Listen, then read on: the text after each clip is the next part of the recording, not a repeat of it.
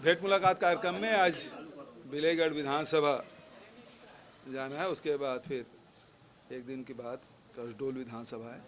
तो लगातार भेंट मुलाकात कार्यक्रम चल रहा है। 50 से अधिक विधानसभा हो गए हैं। अब वहाँ जा रहे हैं तो फिर सब बातें होगी। और कोई बात हो बता। हरियाणा के गृह मंत्री ने देखिए, हमारे पास परिस्थितियाँ अनुकूल है। बहुत सारी चाहे गुरु घासीदास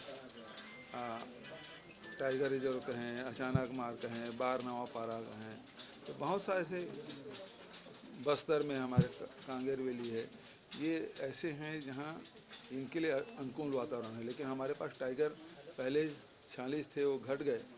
तो जिन राज्यों में अधिक है वहाँ से हम लोग मांग करेंगे, चाहे वो मध्य प्रदेश हो, चाहे महाराष्ट्र में भी अभी जगह छोटी है, बाघ ज़्यादा हो गए हैं, वो कभी कभी छत्तीसगढ़ को भी भ्रमण को आ जाते हैं।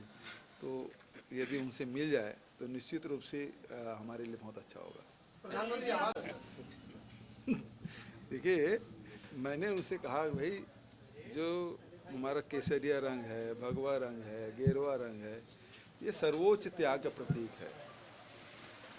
कोई सन्यासी है, ऋषि मुनि है, और जब वो सब त्याग देता है और समाज के लिए पूरा जीवन समर्पित होता है, तो जो त्याग का सर्वोच्च परिचायक वही, इसीलिए उसको गेरुआ रंग है, केसरिया रंग है, भगवा रंग है, धारण करते हैं। मैंने पूछा था कि ये बजरंगी हैं, वो कौन सा त्याग किए हैं जो भगवा धारण किए हैं, है ना? तो उसका जवाब तो दिए नहीं। अब सर्टिफिकेट मार दिए। इनकी आदत है, ऐसा है कि भाजपा के खिलाफ बोलो तो धर्म विरोधी हो जाओ, केंद्र सरकार के खिलाफ बोलो तो देशद्रोही हो जाओ, है ना? अब इनके खिलाफ बोलो तो राक्षस। वो सर्टिफिकेट की फैक्ट्री है इनके पास, जो बांटते रहते हैं। अरे 800 करोड़ रुपया रिलीज कर दिए हैं। अब लगातार पैसे रिलीज हो रहा है, फिर हल्ला किस बात की कर रहे हैं? केंद्र से सहयोग तो मिलता नहीं, हम रिलीज कर रहे हैं, उसके बाद हल्ला कर रहे हैं।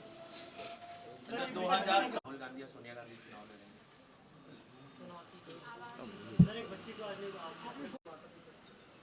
जिनके माता पिता ना हो तो सरकार को तो ध्यान देना ही होगा। मैंने पुनीत कार्य किया है। पिटाई के शब्दों का अपमानजनक बताया। वहीं कल मैं ट्विटर में देख रहा था, प्रधानमंत्री जी क्या भाषण दिए हैं सेना के जवानों के बारे में। तो उसके बारे में तो ये सब चीज़ें हैं। देखिए, मुख्य रूप से बात ये है कि देश की सीमा की सुरक्षा होना चाहिए। हमारे जवान हैं, वो दुनिया के गिने चुने सेना में से एक है हमारे सेना। हम पूरे भारतीयों को उस पर गर्व है। लेकिन जिस प्रकार से भारतीय जनता पार्टी केंद्र की सरकार सीमा को लेकर मौन साधे बैठी है, लोकसभा राज्यसभा चल रहा है, उसमें चर्चा नहीं कर रहे हैं, तो आखिर किस बात की चर्चा करेंगे?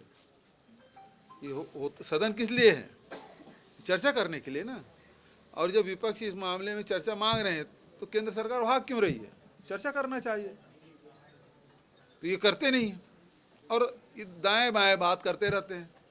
सेना की क्षमता पे किसको शंका है भाई? दूसरी बात, सेना कमजोर करने के लिए अग्निवीर लिया है।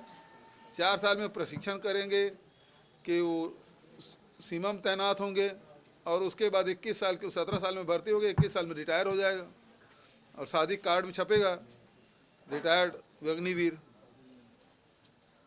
तो सेना के जवान के साथ सेना कमजोर करने का काम तो भारतीय जनता पार्टी केंद्र सरकार कर रही है। सर, बाबा ने कल फैसला निर्णय लूंगा। देखिए, उन्होंने कहा फैसला लूंगा भविष्य के बारे में नहीं, चुनाव लड़ने के बारे में। आप जबरदस्ती घुमा रहे हैं। तो कार्यकर्ताओं से सभी, ये मेरे बगल में खड़े हैं, वो ये सबसे सीनियर हैं मंत्री, मध्य प्रदेश में भी और छत्तीसगढ़ में। जब चुनाव लड़ना होता है तो कार्यकर्ताओं से पहले पूछते हैं। तो उन्होंने, बाबा साहब ने गलत क्या कहा? मैं भी चुनाव लड़ूंगा तो पहले जाऊंगा कार्यकर्ताओं से पूछूंगा लड़ना है कि नहीं लड़ना, भी सहयोग दोगे कि नहीं दोगे। ये तो बहुत स्वाभाविक बात है। अब तुम लोग उसको जबरदस्ती घुमा रहे हो।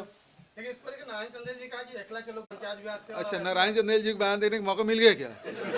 चलो, अच्छा है। आरक्षण का जो मसला था वो आदिवासी हित अभी राज्यपाल भी आदिवासी और अब राष्ट्रपति से मिलने गई हैं द्रौपदी मुर्मू भी आदिवासी। हमें तो उसके बाद अब लगता है कि सरकार उम्मीद कर रही है। बिल्कुल राज्यपाल जी गई हैं तो कहना चाहिए कि अनुसूची 9 में भी उसको शामिल करे। वो आगे यहाँ दस्तखत करके राज्यपाल राष्ट्रपति के पास भेजे अनुसूची 9 में के लिए, उसके लिए भी तैयार करके आए छत्तीसगढ़ के हित में, क्योंकि हमारे संवैधानिक प्रमुख है तो उसकी जिम्मेदारी अधिक है और छत्तीसगढ़ के अनुसूचित जाति, जनजाति, पिछड़े वर्ग, ईडब्ल्यूएस के हितों को ध्यान में रखते हुए उसे कन्विंस करके आएंगी, ऐसा मैं मानता हूँ, उम्मीद करता हूँ। सर, बजरंग दल से दिया आपका एक अध्यक्ष हो या दूसरे, सब लोग अभी बयान जारी कर करके उस पर निशाना साध रहे हैं। तो मैं तो पूछ रहा हूँ भाई, यदि भगवा रंग धारण किए हैं तो उन्होंने त्याग क्या किया है? कपड़े कोई रंग के पहन सकता है, मान लो काले रंग के जैकेट पहन के आज मेरा विरोध करने थोड़ी आए हैं कि कपड़ा वो वस्त्र है, वस्त्र रोज बदलते हैं, लेकिन जब कोई चीज़ धारण करते हैं, वो अंगीकार करते हैं तो वो एक अलग बात है। और आपने अंगीकार किया है तो बजरंग दल के लोग बताएं कि उन्होंने त्याग क्या किया है, क्योंकि प्रतीक भगवा है, वो त्याग का प्रतीक है। यदि मैं मैं बयान दे रहा हूँ गलत है तो बताए, वो त्याग के प्रतीक है कि नहीं है? सर्वोच्च चीज़, इसलिए हमारे तिरंगे में सबसे ऊपर वो ही है कि भारतीय संस्कृति जो है, परंपरा है, वो त्याग को सर्वोच्च स्थान दिया है। समाज में भी, हमारे भारतीय समाज में भी त्याग को सर्वोच्च स्थान मिला है। जिन्होंने अब समाज के लिए, देश के लिए सर्वोच्च त्याग किया है, उसको सबसे ज़्यादा सम्मान होता है। ये बताएं क्या त्याग किए। धन्यवाद, बस चलिए। लेटेस्ट न्यूज़ के लिए सब्सक्राइब करें और न्यूज़ अपडेट्स के लिए बेल आइकन पर क्लिक करें।